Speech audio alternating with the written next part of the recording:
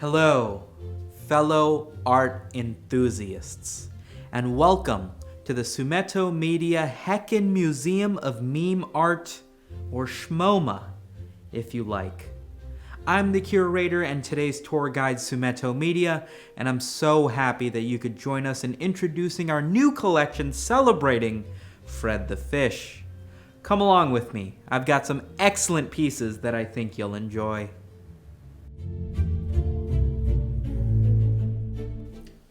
Right this way, ladies and gentlemen, please form an orderly line as we take a look at the star of our newest exhibit. Fred the Fish, over the years, has become the single most iconic background character of SpongeBob SquarePants to date. We first saw him in the classic episode Reef Blower back in May of 1999, and in that 20 or so years, we've had a plethora of memes, from rev up those fryers to my leg. Now, obviously, to encompass every meme that Fred the Fish has been a part of would require an obscene amount of space, and we want to be able to show you a selection of memes here at the SMOMA. So instead, we decided to focus on just one particular timepiece, one particular decade, if you will, of memes that came from Fred the Fish, and that timepiece we so carefully chose here at the SMOMA is Fishposting. Now, of course, Fred the Fish is not the only meme to come from SpongeBob SquarePants, and Fishposting arguably isn't even the best meme to come from Fred the Fish even. However, it is here with its own exhibit at the museum for a reason, and that's because no other meme to come from SpongeBob SquarePants so clearly represents such a revolutionary shift in mental thinking, art design, and incorporation of an online community the way that Fishposting does. You see, it's not the quality of the fish meme in this particular case. It was the quantity of these fish memes that were being produced at such a high level back in 2016 from an online community known as MeIRL, who took a particular liking to the attitudes expressed by Fred the Fish in this one iconic masterpiece. Beautiful, isn't it? This magnificent piece of art inspired so many different renditions, it's tough not to be inspired when gazing upon it yourself. And yet, this relatively simplistic rendition of Fred the Fish, on surface, seems relatively bland. Even the caption is relatively short and uninspiring when you're at a party and someone says they're the best at Smash. And yet, to the high IQ, this evokes tremendous emotion. Imagine, if you will, you're attending a social gathering of sorts, an event that already has its own bucket of stresses to begin with, when in the midst, you have your masculinity threatened by another, in the art of Smash Brothers nonetheless. Naturally, you may have some sort of emotion bubbling up inside of you as a result, but to then see this passion mirrored in the disgruntled face of this fish as he grips his Krabby Patty tight is what truly ascends this piece to absolute art. Now, it's important that I make this distinction before we go on to see all the pieces that were inspired by this original masterpiece.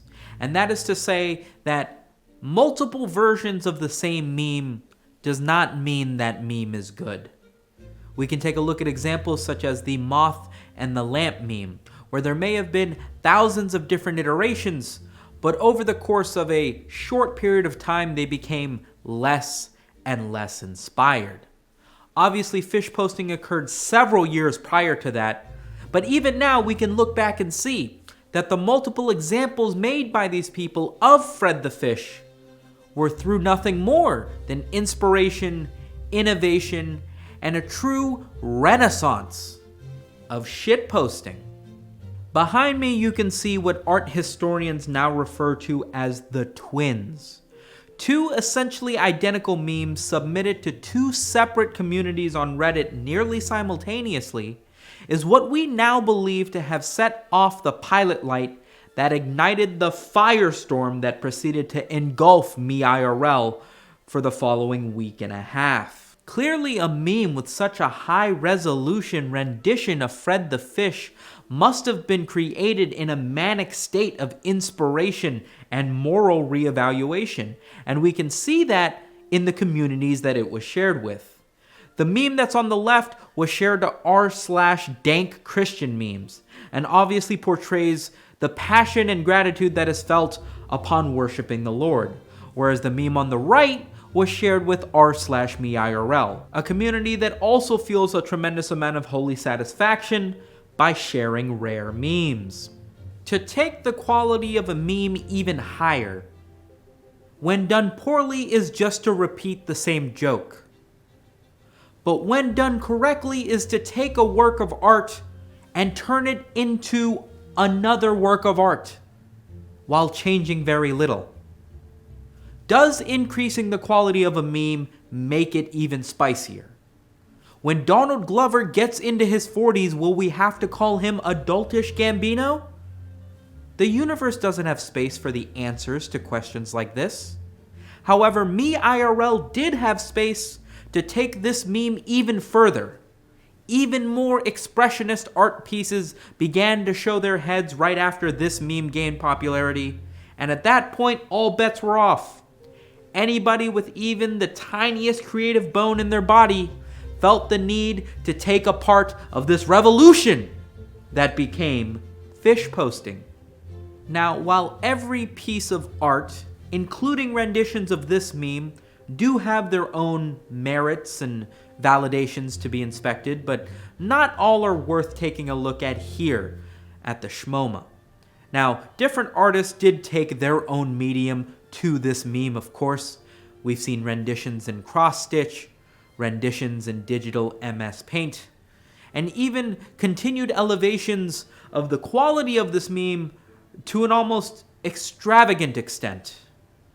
Are these talented artists taking their swing at this? Yes, absolutely they are. But are they uninspired? Do they lack a soul after seeing the primary examples? Unfortunately, yes. That is not to say that these pieces are not interesting or that you should not enjoy them. But for the sake of our tour, we're going to take a look at ones that are a bit more classical art and can be appreciated with a bit more textbook analytical analysis. The fuck am I even saying anymore? Finally, art with some legs. Clearly, the artist here knew what they were trying to evoke, but wanted to do it in as few brushstrokes as possible. In fact, there were no brushstrokes at all, just geometric shapes, ones that even an elementary school child could recognize. And yet, to appreciate the orientation of these shapes, you have to be able to appreciate the art that came before it. And only in appreciating the orientation of these shapes can you now appreciate the art that will become of it, that will come up, that will come on it, that will come after it. There you go. But of course, good art does not just make us feel, but should also make us think critically. As if trying to solve a math problem, we have hit a bit of a paradox. No one would argue that Fred the Fish deserves to be a meme, or that this rendition of Fred the Fish shouldn't exist in every iteration you can think of. It truly is impressive. However, by his very definition, Milhouse Van Houten is not cool enough to be a meme. So where does that leave us? In an odd limbo when these two come together. And unfortunately, that is where this piece must sit. Not a meme, and not a meme. It is both appreciated as art, and also kind of just a friend, Milhouse. I don't know, I don't see you that way. Perhaps it is time that the student becomes the master. You see, surrealism is not something that I could teach you how to appreciate. Surrealism is something that only you yourself can appreciate once getting sick of true reality. In this image, where fish eats burger, the art comes when burger eats fish. Real becomes surreal. The artist becomes the art. Thank you so much for joining us on our tour today. I hope you enjoyed all the art that we have at our new exhibit. Now I'm off to go subscribe to my... Oh, what's this? Oh, it's a Uno reverse card. I was going to go subscribe to my favorite YouTuber, but... well, now I guess you have to. That's how the reverse card works. The button's right down below, and hey, on the bright side, at least it means you can tune in to the brightest, shiniest, flashiest memes on the net, brought to you by yours truly. I'll catch you guys next week. Peace.